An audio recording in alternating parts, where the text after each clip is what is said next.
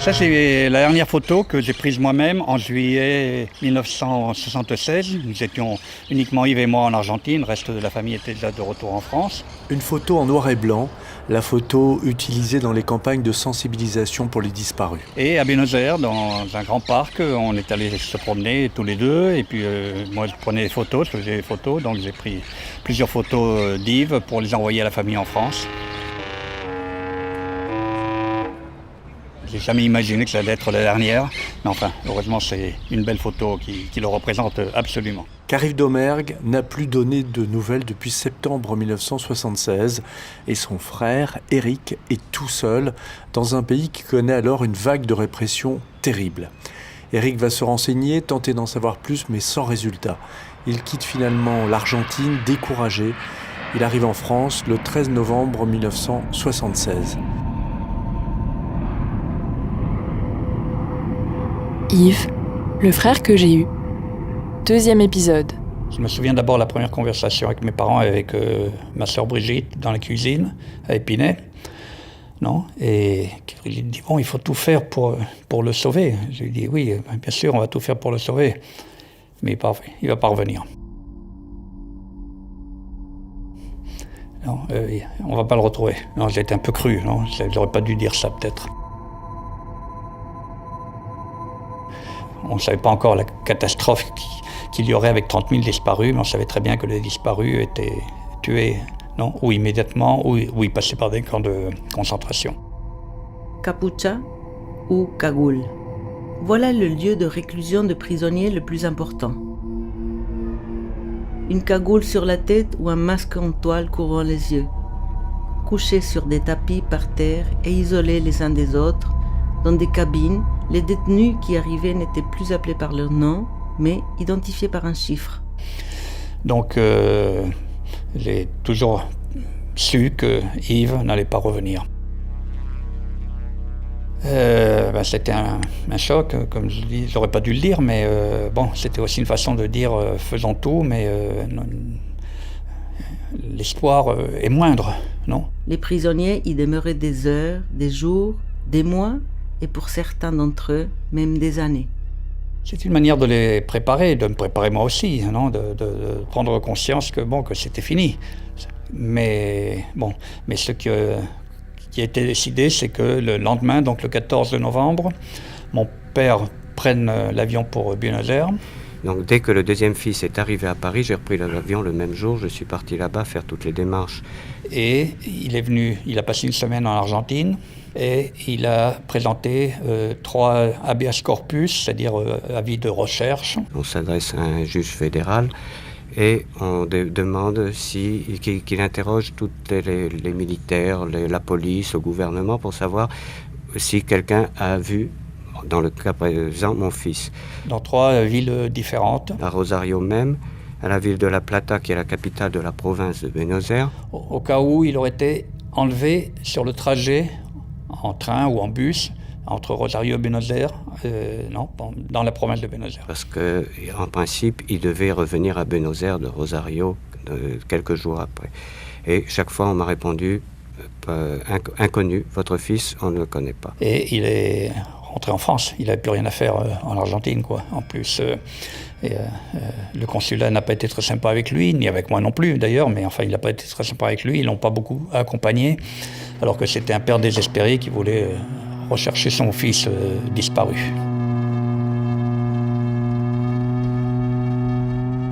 Les réponses aux habeas corpus ont pris plusieurs semaines et étaient bien sûr négatifs. Non, les 3 tribunaux où était présenté ça ont répondu non. Les autorités locales nous répondent qu'ils ne connaissent pas Yves Domergue, qu'il n'est pas dans la prison ou nulle part. Donc voilà, c'était négatif, quoi. Ça, on n'attendait pas autre chose, mais bon, il fallait le faire, quoi.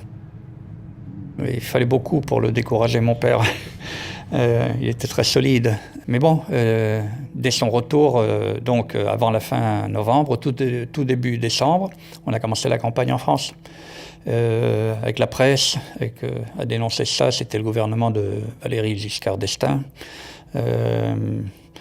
Et le premier papier, c'était de l'agence France Presse, après Le Monde, après, et toute la presse française et même francophone, parce que moi-même je suis allé en Suisse rencontrer des journalistes, on nous a très bien reçus partout. Non, comment un Français enlevé en Argentine, c'est pas possible. Non, il faut le retrouver. Et puis il y a la situation en Argentine. Les disparitions et les enlèvements se sont multipliés ces derniers mois dans ce pays qui accueillera la Coupe du Monde de football en juin prochain. Des Françaises, vous le savez, 2 religieuses ont aussi disparu en décembre. Le président de la République s'était d'ailleurs inquiété de leur sort auprès du général Videla, sans résultat semble-t-il. L'amiral Antoine Sanguinetti s'est rendu ces derniers jours à Buenos Aires pour enquêter sur place sur le respect des droits de l'homme en Argentine. Les chiffres qu'il nous annonce donnent littéralement le frisson. Vous allez entendre l'amiral Sanguinetti.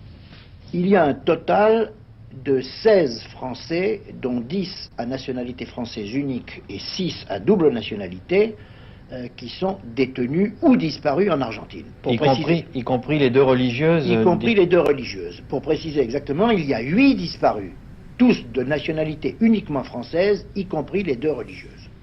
Et alors, à leur sujet, que vous a-t-on dit ?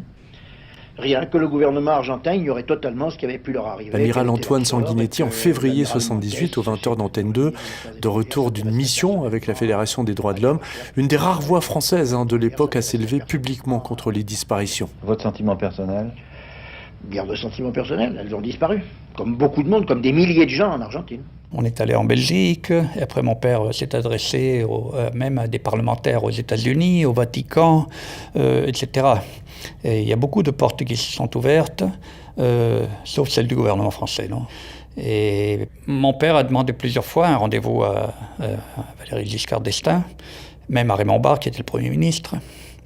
Alain Peyrefitte, c'était le ministre de la Justice.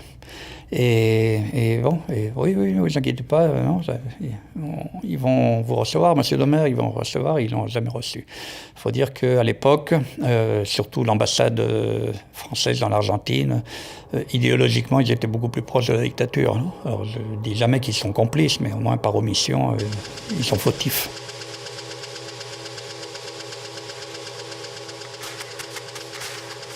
Certains hommes d'affaires français qui étaient en Argentine voyagent en France et aillent le voir et lui disent « Écoutez, monsieur Doumer, arrêtez avec tout ça, ça fait trop de bruit, c'est embêtant, non, c'est pas bon pour la France là-bas, non, rendez-moi mon fils et moi je me tais. » Et d'autres qui venaient qui lui disaient on a appris que votre fils est dans un camp de rééducation en Patagonie, dans le sud de l'Argentine. Alors, vaut mieux que vous taisiez un petit peu, comme ça, ça va très bien se passer, encore un peu de temps, et après ils vont le relâcher, etc. Bon, mon père a bien cru que ça pouvait être possible qu'il soit dans un camp de concentration, dans un camp de rééducation dans le sud de l'Argentine. Donc c'est comme ça qu'il s'est décidé avec d'autres parents à créer l'Association des Français disparus d'Argentine. Association créée le 1er février 1978, c'est-à-dire presque 2 ans après la disparition de Yves, toujours considéré comme un disparu. On ne sait pas où il se trouve, ce qui s'est réellement passé. Jean Domergue, son père, a remué ciel et terre évidemment pour savoir ce qu'était devenu son fils, plaidant sa cause dans les médias, ici sur France Culture. Je voudrais vous poser une question, monsieur Domergue. Quelle est l'attitude du gouvernement français vis-à-vis de ces ressortissants disparus ? Elle évolue bien, je dirais.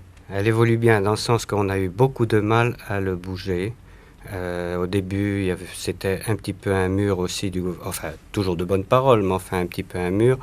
Mais il y a eu quand même une évolution très nette, surtout sensible avec le voyage de M. Papon à Buenos Aires, où je crois il a obtenu quand même quelques promesses réelles du gouvernement argentin qui n'ont pas été tenues pour la plupart. Enfin, il avait promis de libérer Viviane Jacob, il a fallu un coup de poing sur la table du gouvernement français pour qu'elle soit libérée, mais il avait aussi promis d'ouvrir tous ces dossiers sur les disparus, et ça, chaque fois, il n'en est pas question, quoi. C'est toujours en l'air. Le gouvernement français, vous savez, c'est comme toujours les personnes qui sont quand même, tout en étant préoccupées, mais n'étant pas les premiers intéressés, je crois qu'il faut le relancer continuellement avec des campagnes de presse pour qu'il n'oublie pas le dossier dans un tiroir. Mais sinon, à la suite de presque chaque campagne de presse, immédiatement, il y a une réaction et qui, je vous dis, devient de plus en plus favorable. Je crois que nous pouvons conclure avec la même conclusion que Jean d'Ormesson. Ne pas dénoncer la violence d'État à l'œuvre en Argentine serait s'en rendre complice.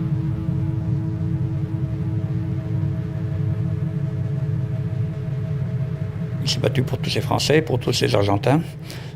Lui, il a certainement voté Valéry Giscard d'Estaing et il était lecteur du Figaro. Mais il allait tous les jeudis. Pendant 300 jeudis, il y a eu des manifestations devant l'ambassade argentine à Paris, rue Cimarosa. Et mon père quittait le bureau à midi et allait tous les jeudis avec les autres manifestants. Moi, tant que je suis resté à Paris, j'y allais aussi, jusqu'en 1980, manifester pour réclamer pour les disparus. Non, vraiment, chapeau mon père. Il y avait environ 200 personnes, des élus de gauche et aussi des parents de disparus. Au lieu de renoncer... Chaque manifestant portait un ballon et accrochait à ce ballon une fiche avec le nom d'une personne disparue, parmi des milliers d'autres torturés ou tués dans des camps ou des prisons clandestines. Parmi elles, 15 Français disparus également. 4 il y avait Françoise Dautier, il y avait Marianne Hérise, il y avait les 3 frères Tello, etc. Et en décembre 1977, alors là c'était la goutte qui a fait déborder le vase. S'il continue à persécuter les opposants, c'est que l'opinion internationale en est informée. C'était les 2 sœurs françaises. Alors là, le gouvernement français n'a pas pu se taire, quoi. Il a fallu qu'il réagisse. Alors là, il y a eu, oui, une plus forte campagne pour les disparus français. Éric évoque les 2 sœurs. Il s'agit des 2 religieuses, Alice Daumont et Léonie Duquet, assassinées par l'ex-capitaine Alfredo Astiz lors d'un vol de la mort en décembre 1977.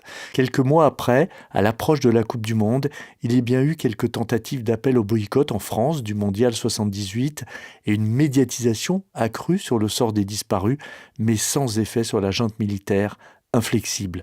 Imaginez que des matchs se sont joués tout près parfois de certains centres de torture. C'était plutôt dramatique pour tous les parents, pour toutes les familles de disparus. D'abord voir la disparition et puis après ce silence, cet isolement et ne pas savoir quoi faire, parce que les portes des grandes églises se fermaient, les portes des ministères militaires se fermaient.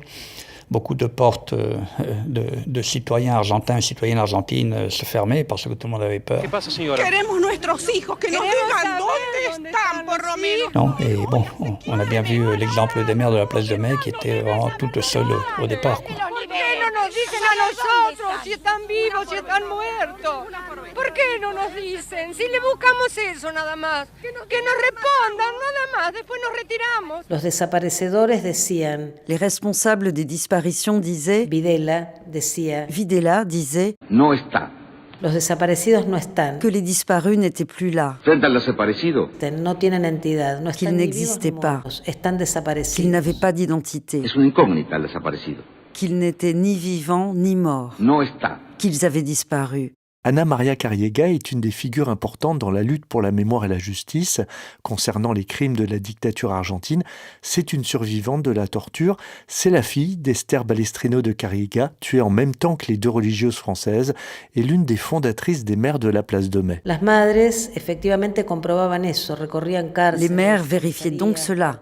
Elles parcouraient les prisons, les commissariats, les casernes, les ministères. Elle présentait des habeas corpus qui étaient systématiquement rejetés. Les disparus n'étaient pas là. C'était comme si la terre les avait engloutis. À partir de là, elles ont commencé à se rendre sur la place de Mai.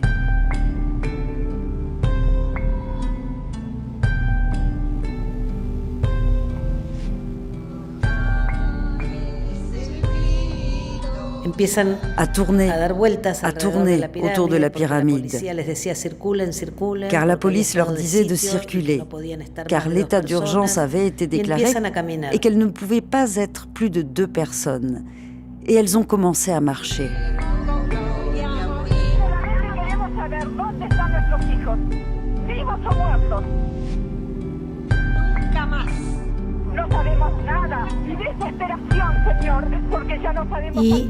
Et j'aime le dire ainsi. De este modo, en esa búsqueda fundaron un pacto civilizatorio. Dans cette quête, elles ont fondé un pacte civilisateur. Le brindaron a la sociedad argentina. Elles ont offert à la société argentine un mode de résistance inédit. Que no tenía precedentes en nuestro país, enfrentaron desarmadas con sus pañuelos, que eran pañales de los hijos. Elles ont affronté, désarmées avec leurs foulards, qui étaient les langes de leurs enfants, al poder más cruel, le pouvoir le plus cruel, le plus sanglant, le plus cruel qui soit, celui de la dictature. Et dans ce groupe de mères, parmi les premières mères fondatrices, il y avait ma mère, Esther Balestrino de Carriaga. Quand on m'a libérée, ma mère est retournée sur la place. Y las madres le dicen, ¿qué haces acá si vos ya recuperaste a tu hija? Et les mères lui ont dit, « Que fais-tu ici si tu as déjà retrouvé ta fille ?» Et elle a répondu, hasta que aparezcan todos, porque todos los desaparecidos son mis hijos. Je vais continuer jusqu'à ce que tous réapparaissent, car tous les disparus sont mes enfants.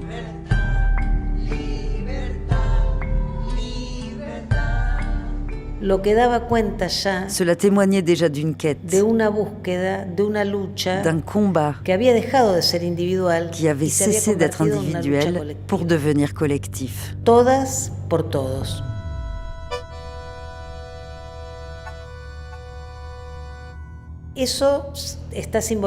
Cela est symbolisé d'une certaine manière par le foulard. Car le foulard est blanc, c'est un symbole universel, connu dans le monde entier. Et le nom de chaque fils, de chaque fille, est brodé sur chacun de ces foulards. C'est une intersection entre cette quête individuelle et la lutte collective qui a conduit les mères à faire de la disparition la présence permanente d'une absence.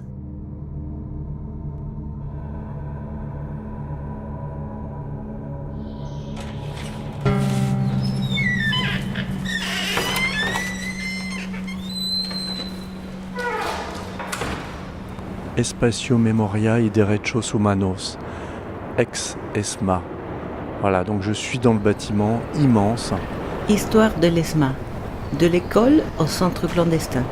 Avec surtout, de manière très impressionnante, toutes ces photos de disparus qui sont collées sur les vitres, comme des vitraux. Vers la fin des années 50, les forces armées argentines introduisirent à leur formation militaire l'étude des techniques de guerre inspirées de la doctrine française qui avait été mise en pratique en Algérie et en Indochine. Voilà, donc les voitures arrivaient dans la cour et les prisonniers étaient regroupés ici, dans ce grand bâtiment. À la sortie de cette salle, vous trouverez un couloir d'où l'on peut voir l'un des 2 parkings extérieurs du bâtiment. C'est ici que, pendant la période de la dictature, le groupe de travail garait les voitures qui ramenaient les personnes séquestrées. Jusqu'en 1979, dès que les détenus arrivaient à l'édifice, ils étaient immédiatement conduits au sous-sol où ils subissaient tout type de torture. On a eu des fausses nouvelles, oui, à tout niveau. En Argentine, et je connais plusieurs cas de tortionnaires ou de personnes qui sont allées voir des mères ou des familles de disparus et qui lui ont soutiré de l'argent. Écoutez, passez-moi tant X $1000, je sais pas quoi, et après, il n'y a plus de nouvelles, quoi. Et les familles désespérées ont payé. Et après mon retour, en décembre 1976, j'ai reçu une lettre anonyme qui me prévenait que mon fils avait été pris dans les rues de Rosario par une patrouille militaire et emmené dans une caserne, le bataillon 121 de communication, où il avait été torturé et où il était encore vivant au moment où la lettre avait été écrite. C'est la seule nouvelle que j'ai pu avoir depuis sa disparition. On pensait même qu'il était mort à ce moment-là. Et on a été soulagés en un sens parce qu'on a appris qu'il était vivant au moins le 5 décembre, parce que la lettre était datée du 5 décembre 1976. Et alors on a eu un peu d'espoir, le jour même, le soir même, on a téléphoné à l'ambassade de France en Argentine. Ils ont dit, maintenant qu'on sait où il est, on va pouvoir agir. Et a priori, leur action n'a eu aucun résultat. Et depuis, c'est l'angoisse avec des périodes d'espoir assez maigres et de désespoir beaucoup plus prolongées. On voudrait, au moins comme tous les parents qui sont dans ce cas-là, savoir s'il est mort ou vivant. C'est une angoisse horrible pour des parents et pour des frères et sœurs aussi, évidemment.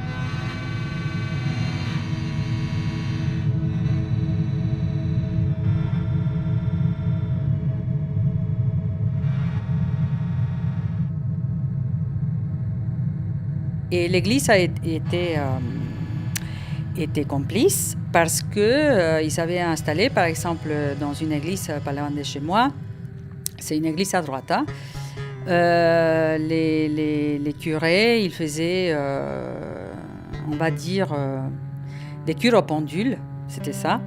Les gens, ils allaient là-bas, ils étaient tellement désespérés. Les parents, ils étaient tellement désespérés qu'ils jouaient les jeux. Donc, ils allaient les voir. Et les curés, ils mettaient les pendules sur eux pour dire si ces gamins étaient morts ou pas. Et les gens, ils savaient très bien que ce n'était pas une question des pendules. Ils ne sont pas idiots à ce point-là. Mais ils jouaient les jeux parce que les curés, bien souvent, ils étaient informés. Et ils savaient si la personne était morte ou pas. Donc c'était très, très, très dur. Pour les parents, c'était très dur parce qu'il y avait une espèce de chape de silence sur des choses comme ça qui... déjà, c'est très dur de savoir si son enfant est mort ou pas, mais en plus que ça doit se passer comme ça, sous un pendule, il fallait aller à moitié caché à l'église, franchement, c'était minable. Et là, je vais monter vers les salles... les cellules, en fait. En haut, c'est les cellules, C'est ça. Et là, c'est les prisonniers, prisonnières qui étaient ici. C'est hyper bizarre parce que je suis tout seul dans ces combles. Personne. Avec ces films, des panneaux transparents, et puis les cellules qui se suivent. C'est tout petit, Je ne sais pas combien elles étaient à l'intérieur. Cette lettre est l'un des documents les plus importants du musée. Avant de se séparer définitivement des mères de leurs enfants, le répresseur leur demandait d'écrire une lettre contenant des informations sur l'enfant. Il leur assurait qu'il l'enverrait à leur famille avec l'enfant. Mais cela n'était qu'un mensonge. Chère maman, ça fait tellement longtemps que tu n'as pas de mes nouvelles et aujourd'hui tu reçois cette lettre.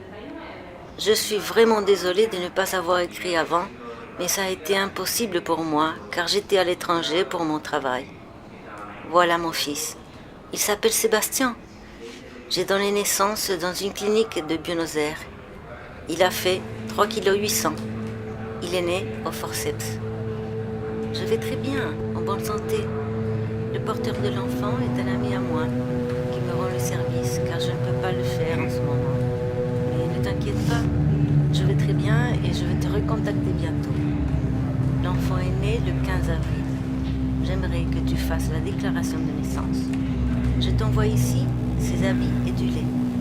Pour l'instant, je l'ai nourri au sein et j'ai complémenté les premiers jours avec du lait Bifilac. Il en boit environ 150 grammes ou plus parce qu'il est assez gourmand. Il est plutôt calme et la nuit, il se réveille qu'une seule fois. Des années d'espoir, de découragement, de fausses nouvelles aussi pour toutes ces familles de disparus. Dans le cas de Yves, Éric, son frère, continue les recherches depuis la France et en mai 1980, il va connaître la date à laquelle son frère a été enlevé. Je suis allé en Suède rencontrer le dernier camarade de militance d'Yves qui l'hébergeait à Rosario. Non, et c'est lui qui m'a à peu près fixé sur la date. Il m'a donné 2 données que je ne connaissais pas, que c'était aux alentours du 20 et quelques septembre 1976, et que c'était donc à Rosario, c'était confirmé, et qu'il n'était pas seul. Qu'il y avait une camarade avec lui, une camarade de militance et une camarade de vie. On n'avait pas encore son nom, mais on savait qu'il n'était pas seul. Donc à partir de ce moment-là, on a dénoncé que c'était Yves et sa camarade. En France, donc, il y a eu plusieurs campagnes, la photo d'Yves a circulé dans les médias. Moi, j'étais plus à Paris à ce moment-là, mais un jour où la photo d'Yves a été publiée dans un journal français, il y a une Argentine qui l'a vue, la photo, et qui a dit « mais je le connais ». Elle ne savait pas comment il s'appelait, mais elle l'avait vu. C'est le fiancé de mon amie Cristina Cialceta. La première fois qu'on a pu mettre un nom et un prénom à la compagne d'Yves.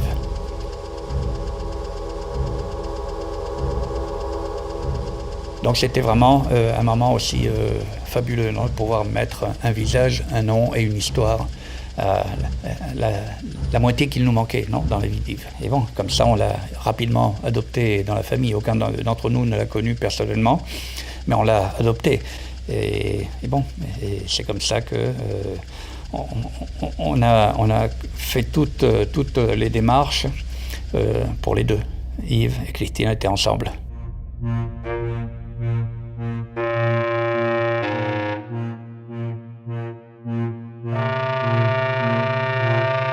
Cette fois, il y a donc 2 disparus.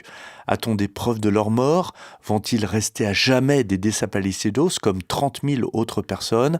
La réponse, il faut la chercher dans un petit village de la Pampa, à Melinque. Une professeure du lycée et un employé du tribunal vont avoir tous les 2 un rôle absolument décisif. C'est à suivre dans le 3e épisode. Yves, le frère que j'ai eu. Un documentaire sonore de Vincent Gerle en 4 épisodes. Prise de son, montage, Vincent Gerle. Réalisation, mixage, Vincent Gerle et Capucine Fray. Musique originale, Frédéric Delahogue. Illustration visuelle, Mr. Gwen.